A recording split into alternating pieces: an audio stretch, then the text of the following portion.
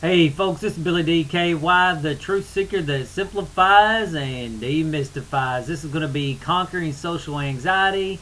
It's the 6th application of FWG, which FWG stands for Following the Way of Growth. Let's first start off with the ultimate understanding of what social anxiety is. And it's basically nothing more than fear, which stems directly from ego, and that anxiety is amplified by pleasure. So again, it's just, that's all it is. You got ego, and then you're afraid for some reason or another, and we'll talk more about that in step 5 or principle 5, questioning everything. Okay, principle 1, apply yourself. You're going to have to work at it to get over social anxiety. It isn't going to magically disappear. Again, FWG is not a BS system. It's not a fancy promise. It's a repetitive process of you doing these principles, and you'll eventually overcome anything that you want to overcome, because this FWG is how the universe really works, and it's just and it works on everything. It's why I can use the same principles every single time, because it's a general understanding of life, and it doesn't change for you or me. The details changes for you and me, but not the profound principles. They don't change. Okay. Next point on apply yourself, which is principle 1, you are going to have to put yourself in anxious situations and learn how to deal with them. So, you need to put yourself in situations that are a little bit nerve-wracking, but not too over-wracking to deal with. And so, okay, so let me see. You're going to have to put yourself in anxious situations and learn how to do. And again, that sort of goes in with principle 2.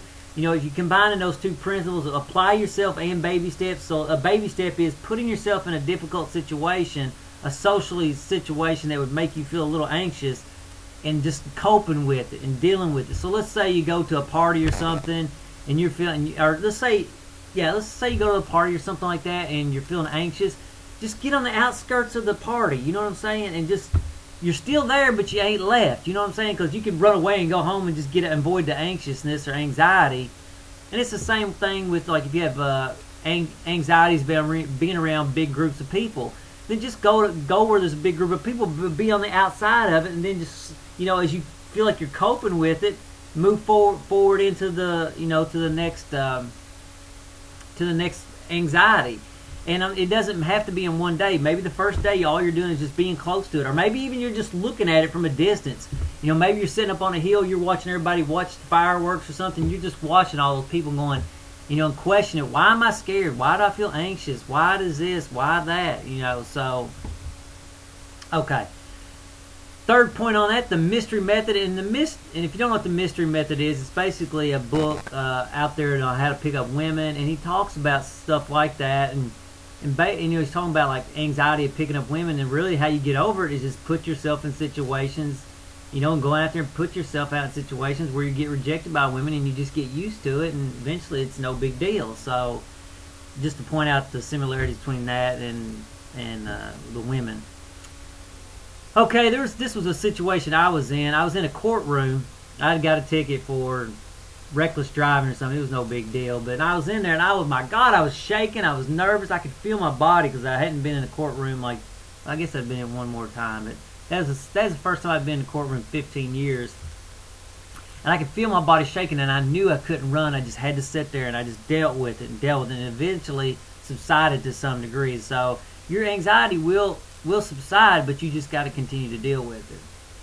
And I do things to deal with my anxieties and fears, which is a general fear, not the anxiety of people. But I go out camping out by myself, and I was sitting out there one night, and I was just absolutely petrified with fear. I'm out in the middle of the woods, 2 or 3 miles out, by myself. It's getting dark, and the leaves are falling around. It's like somebody's walking up on me constantly. And I just finally went and got in my tent and sit there and meditated.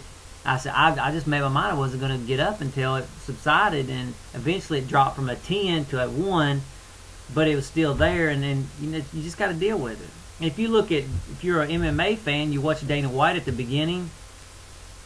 At the beginning of the UFC, he was real nervous when he was started, doing commentating and talking on TV. But now he's not nervous at all. He's being fly and cool and all that. So you can get over it, but you're going to have to actually apply yourself. Okay, it can be worked through, but you're actually going to have to do the work, which I've already said that. Principle 2, baby steps, which I've sort of already mentioned that. Find small ways to put yourself in socially anxious situations, but not huge ones because your mind can't cope or figure it out. So that's the whole point. You're trying to put yourself in a slightly anxious situation, and you're wanting to put yourself in that zone. And then you want to just let your mind, just let it deal with it. Just start questioning it, look at it, investigate it. Because if you put yourself in too much, you're just going to be overwhelmed, and you're just like, you can't handle it, you can't think, you can't do right. And so, baby steps. And it's the same way with teachers. First year teachers, they don't see anything. And then the next year, it's like you're seeing everything in the room. And I had a teacher once, he was so good. I mean, he could tell what you were doing when he had his back to you, man. You didn't even try to do nothing. He was that aware of everything that was going on. So, again, baby steps. Here's a nice social rule that I like to use, and it really works pretty well. It's 1 step forward, 2 steps back, and it basically works like this. If you're given positive energy from the person and you want to move forward, then you only take 1 step forward. And when I say step forward, I'm not talking about a physical step. I'm talking an emotional step, or it's a social step forward with that person to get to know them. If you're given negative energy, it doesn't regardless if you want to or not, you pull away. You take 2 steps back emotionally from that person. And again, a lot of times people get negative energy and they totally just forget that person forever, or they meet somebody and they like and they're head over heels, or they're totally infatuated or want to be that person's friend so much. 1 step forward only, 2 steps back if you're given negative. And you'll be amazed at how much that protects you. And it also teaches people how to treat you too, because if people treat you badly, you're going to walk away. And it also allows you to put the right kind of people in your life instead of the people you want to be in your life. It'll put the people you need in your life. It's a very powerful rule. It's very simple, but it works. Use it. And you can do it on your boss too. I mean, it don't matter who you do it to. Your bosses, you might not be able to be as bold walking back 2 steps, but you can emotionally pull back from him, or even take 1 physical step back. So, powerful rule. Don't underestimate it.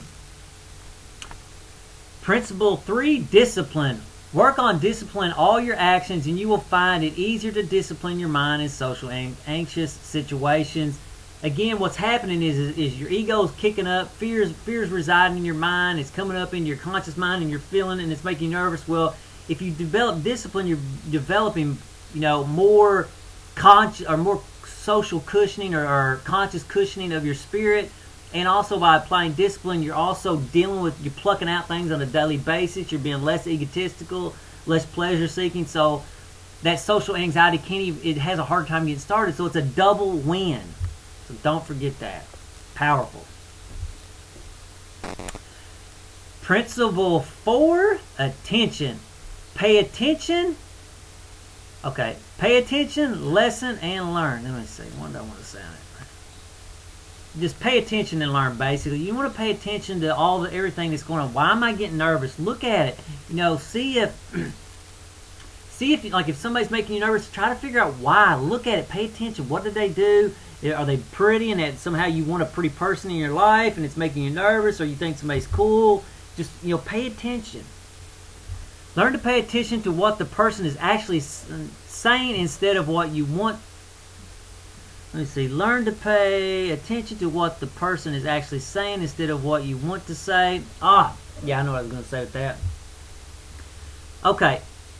It's not a lot of times we're awkward in social situations because all we're doing is thinking about what we want to say, which is ego, which makes you socially awkward. It puts the other person off a little bit. And with that, you're feeding off their nervous energy. They'll make you more nervous. So again, it's about harmony, which we'll talk more about in 8. You just got to, learn to listen and pay attention to everybody and pay attention to yourself, and just manage it, and you'll get better. Just, again, learn to pay attention. Learn to pay attention to everything.